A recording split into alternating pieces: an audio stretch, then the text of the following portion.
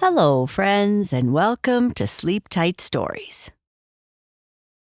Every week, we celebrate our supporters through shoutouts and personal birthday messages. We think this is also a fun way for us to hear about all the amazing places that you, our listeners, come from. Happy belated 7th birthday to Claire Bear in Bloomington, Indiana. Mommy, Daddy, and Andrew love you so much.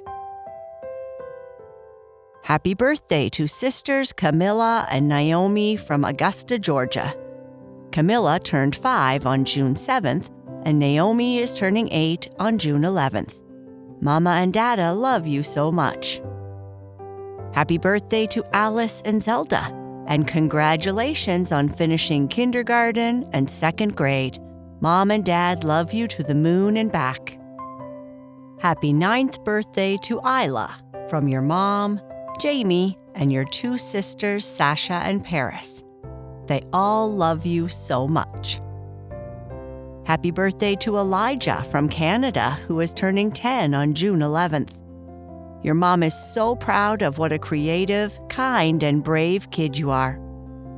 Happy birthday to Yuta May Finter from New Zealand, who will be 11 on June 11th. Mommy and Daddy love you more than you will ever know. Hope you have the best birthday. Happy birthday to Lucy in San Jose, California, who is turning 7 on June 13th. Hello to your cat Chatter, Lucy. Happy birthday to Maddie from Sierra Madre, California, who is turning 10 on June 16th. Mommy, Daddy, Everett, Max, and Zoe love you so much. And happy 7th birthday from Mom, Dad, and Alex to their sweet Elise on June 19th. They love you so much and are so proud of you, Elise. Happy birthday to you all. To reserve your special shout-out, please visit sleeptightstories.org/support. We can't wait to celebrate with you. Now, on to our story.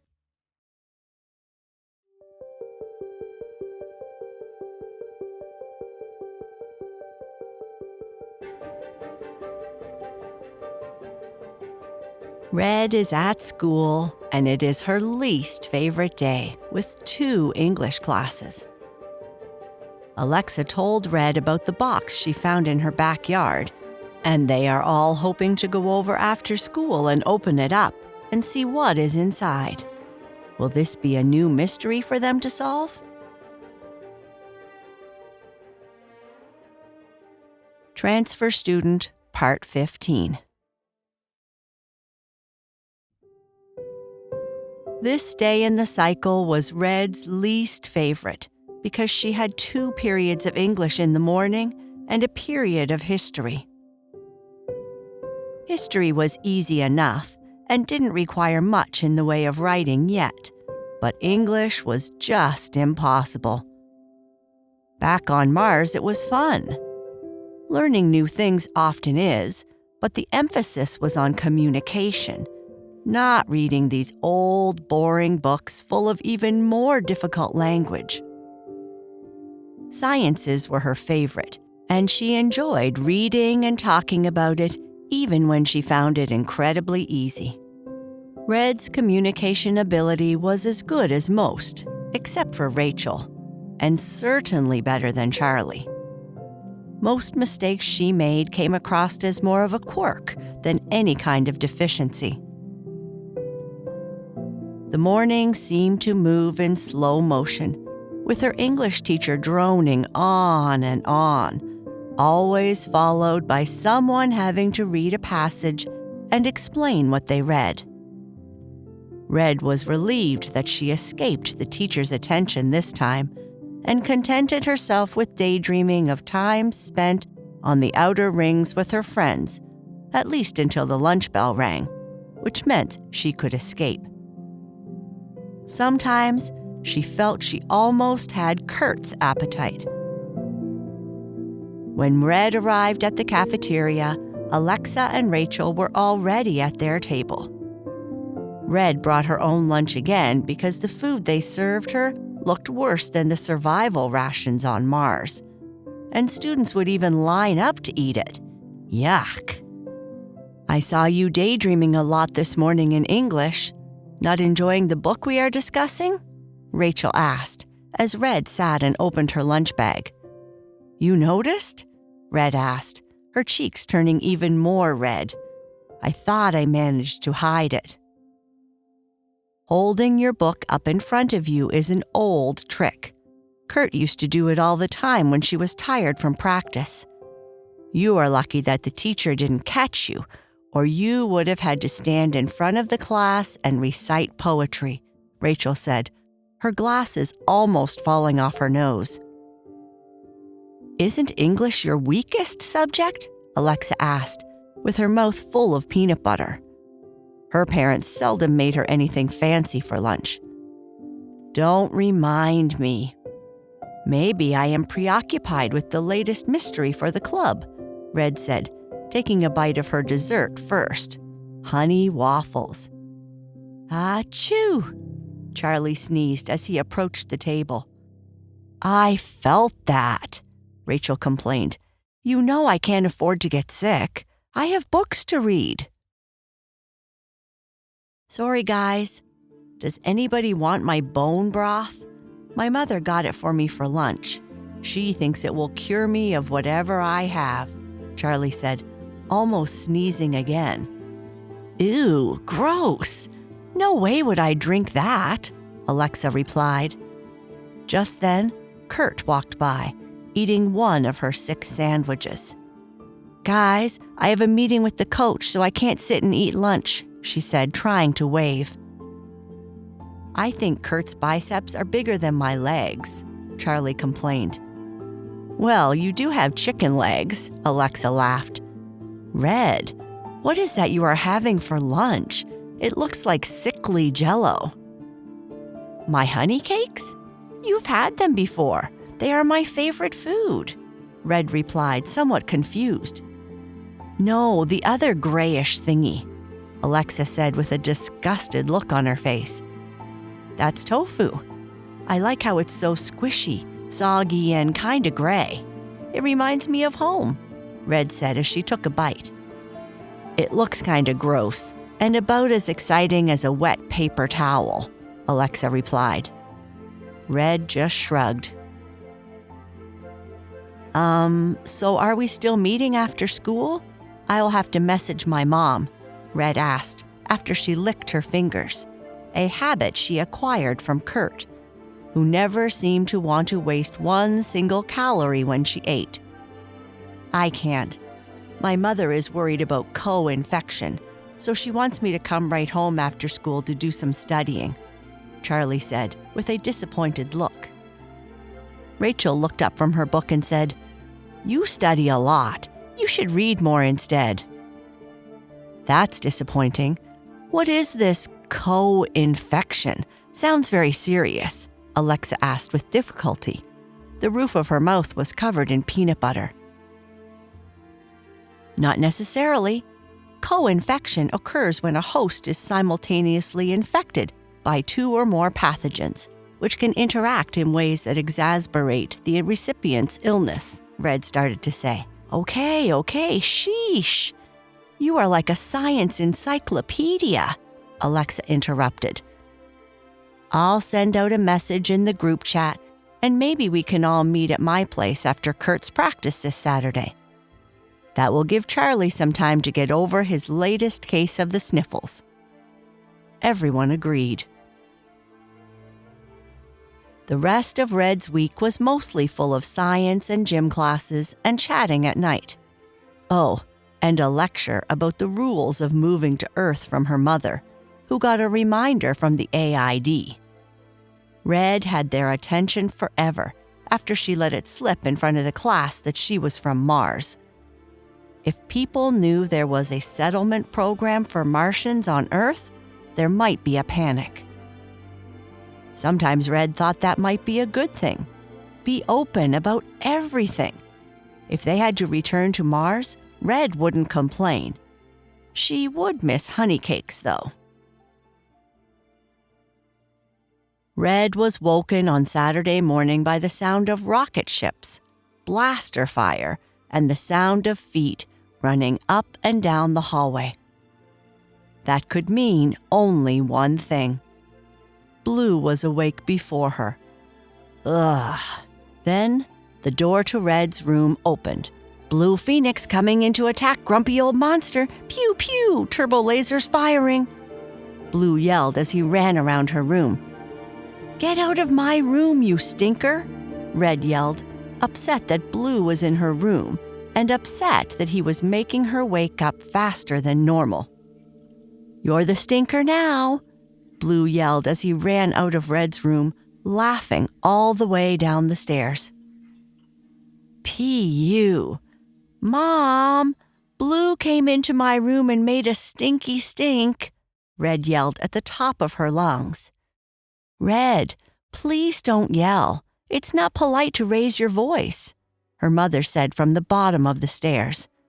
If you get ready soon, there will be some hot breakfast left for you. Red said to herself. Since they moved to Earth, Blue has become more and more impossible. That stinker loves that we moved here. I guess it gives him more space to run around without being told to slow down, and more opportunities to bother me.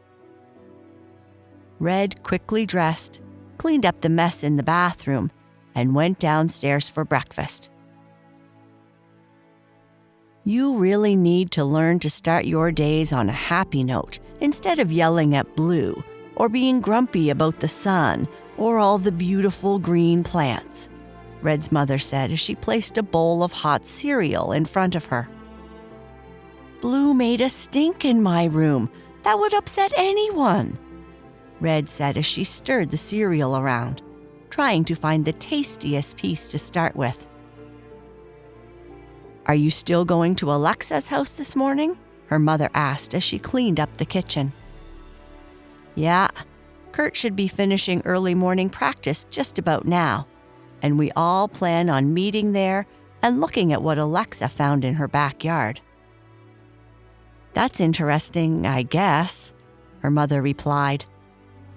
That was Red's mother's way of saying it wasn't interesting, but that she was happy for Red all the same. It's an old house, so I guess there might be things to find? I don't really understand, but often we have these fun little puzzles to solve.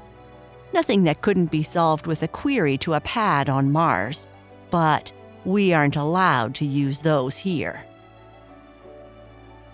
I'm just happy you are making friends and having fun. I could order some university textbooks for you to study if you want. I'm worried that you aren't being challenged enough, her mother said, stopping her cleaning for a moment. Don't worry, I don't mind taking a break. Anyway, I have to get going or I will be late, Red said as she finished her breakfast with a big final mouthful. Oh, Red, it's not polite to stuff so much food in your mouth at once. Please pay attention to local customs, her mother sighed. Red ran out the door and most of the way to Alexa's house.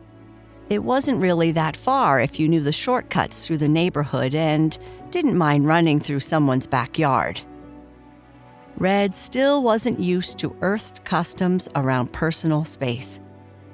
Everything was owned collectively on Mars, while it was mostly individual here on Earth. She got a few angry looks when she ran through some of the neighbors' backyards. Red arrived in no time and ran down the stone walkway to Alexa's house, which was lined with flowers like Rachel's. Yuck, Red thought, so much color. When she arrived, everyone was standing around a small, gold-accented wooden box, intricately carved with strange symbols and designs, sitting on a picnic table near where the hole had been dug. Why am I the last person to arrive yet again? Red thought. Decided to come, did you, Slowpoke? Charlie joked, without sneezing. How did you get here before me? Red asked.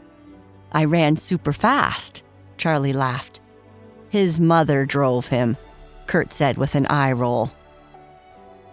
Okay, so as you can see, that is the hole that this little box came out of, Rachel said, pointing to the hole in Alexa's backyard. Alexa has already taken it out and cleaned it off a bit, so all that is left is to open it and see what treasure might be inside. The top is a little damaged from when my dad dug the hole. He wants to make some kind of pond in the backyard, Alexa said. Raising ducks? Kurt said, laughing. I don't know. My father always has these crazy projects, gets busy at work, and leaves them for ages. So, who gets to open the chest? Charlie asked, a hint of an incoming cough in his voice. Alexa should have the honor, Kurt replied, while eating a protein bar. Alexa went to the small chest and tried to turn the lock on the front, but it was stuck. Alexa turned to Kurt and said, Please, I can't budge it. Kurt grabbed the chest and quickly and easily opened the latch. Kurt then set the chest back down so everyone could see its contents. The gang let out a collective sigh. Not a sigh of amazement, but of disappointment. No money, gold, or diamonds, Charlie said with another large sigh. Inside the box, except for some old coins, all that could be found was an old, yellowed piece of paper sealed with wax. That's not what I was expecting at all, Alexa said, with a voice of surprise. Should we order pizza? Kurt asked, her stomach rumbling. Let's not be too disappointed. The coins might be worth something, and the paper might be really interesting. Alexa, why don't you break the seal and see if it says something interesting? Rachel said. Maybe it says, don't dig up old chests, thinking that there is gold inside, Charlie said, trying to be funny. Alexa broke the seal on the paper and carefully opened it to reveal a cryptic rhyme written in an elegant, old-fashioned script. I don't know what this is supposed to mean, Alexa said, with a confused look on her face. Are you going to read it or what? Kurt said. Hunger made her impatient. Alexa cleared her throat and started.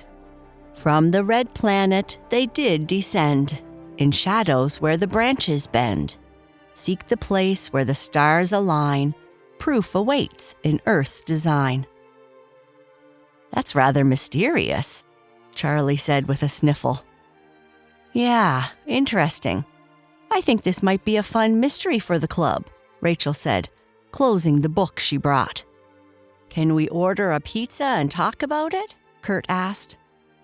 Red didn't like where this mystery might lead them. And that is the end of this part. Good night. Sleep tight.